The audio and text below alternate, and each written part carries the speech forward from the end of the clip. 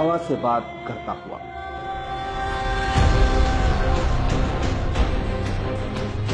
रेत के सीने को चीरता हुआ, बिजली की रफ्तार से कुछ हिंदुस्तानी सपूतों का एक छोटा सा कारवां तारीख के पन्नों में अपनी जगह बनाने, आंखों में एक अजीम मकसद लिए अरब की जमीन करबला की तरफ रवां। हल मिन नासिरिन यंसुरना। नबी मोहम्मद साहब के नवासे इमाम हुसैन ने जब करबला में इंसानियत से यह सवाल किया, है कोई जो मेरी मदद को आए?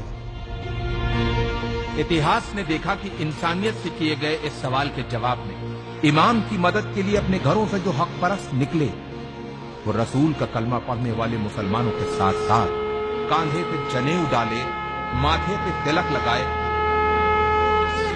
कुछ हिंदुस्तानी ब्राह्मण भी थे। ये वही वीर सपूत हैं जो मदद की शक्ल में हिंदू और मुसलमानों के बीच प्रेम की एक सुनहरी इबारत लिखने करबला जा रहे हैं।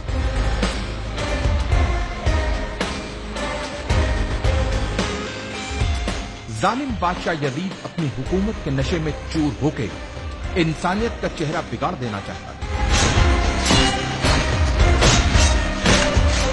लेकिन उसे यह पता था कि जब तक नबी मोहम्मद साहब के नवासे इमाम हुसैन जिंदा हैं, तब तक वो अपनी मर्जी की नहीं कर सकता। उसके इसी डर ने इमाम हुसैन को उनके परिवार के साथ करबला में घेर के उनसे अपनी हुकूमत के सामने सर झुकाने को कहा। जियो और जीने दो की जिंदा मिसाल पेश करते हुए इमाम हुसैन ने यजीद के सामने एक पेशकश रखी कि अगर तुमको मुझसे कोई खतरा हो तो मुझे रास्ता दे दो ताकि मैं हिंदुस्तान चला जाऊं।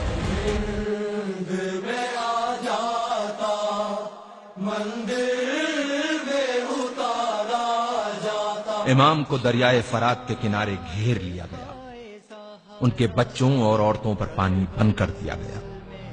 यह सब जुल्म यजीद के खत मिलने के बाद इब्न जियाद ने इमाम हुसैन पे किए। इमाम की तरफ से भी खत लिखे गए।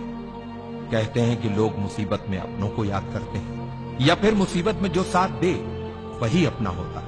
इमाम हुसैन ने अपने बचपन के दोस्त हबीब को खत लिखकर मदद को बुलाया और दूसरा खत करबला से दूर, बहुत दूर भारत के एक हिंदू राजा के नाम लिखा गया। इमाम हुसैन के बेटे अली इब्न हुसैन ने अपने भाई भारत के राजा समुद्रगुप्त के नाम लिखा था यह खत। सुनने में अटपटा लगने वाले इस रिश्ते का इतिहास गवाह है।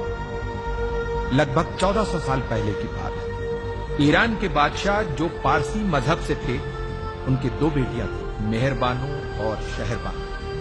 मेहरबानो का विवाह भारत के राजा चंद्रगुप्त से हुआ और रानी का नाम मेहरबानो से बदलकर चंद्रलेखा रखा गया। और कुछ वर्षों बाद चंद्रलेखा की छोटी बहन शहरबानो की शादी इमाम हुसैन से हुई। चंद्रलेखा और चंद्रगुप्त के बेटे समुद्रगुप्त उस समय राजा थे जब उन्हें अपने मौसेरे भाई अली इब्न हुसैन का पत्र मिला।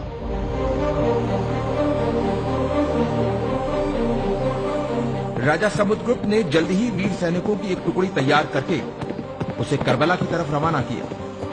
इन वीर सैनिकों के सरदार का नाम रेहबदत था, जो एक मोहियाल ब्राह्मण थे। अफसोस, जब रेहबदत अपनी सेना के साथ करबला पहुंचे तो इमाम हुसैन को शहीद किया जा चुका था। ये जान इन ब्राह्मणों का दिल टूट गया और जोश में अपनी तलवारों को अपने गलों पर रख लिया कि जिसकी जान बचाने आए थे, जब वही नहीं बचा तो अब हम जी के क्या करेंगे। लेकिन इमाम के चाहने वाले अरब के वीर योद्धा जनाब मुख्तार के मना करने पे इन वीर सैनिकों ने अपनी तलवारों को अपने गलों से हटाया और मुख्तार के साथ मिलके खूने इमाम हुसैन का बदला लेने के मकसद से दुश्मनों से एक यादगार युद्ध किया और उन्हें हिंदुस्तानी तलवार के जौहर दिखाए।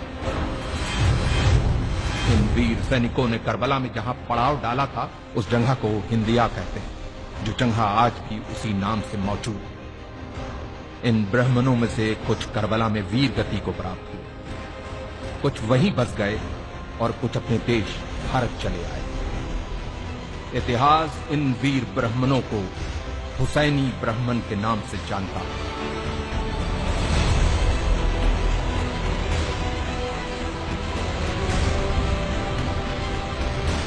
तारीख के पन्नों में दबी हिंदुस्तान और इराक की इस महान कहानी को हमारे लाखों सलाम।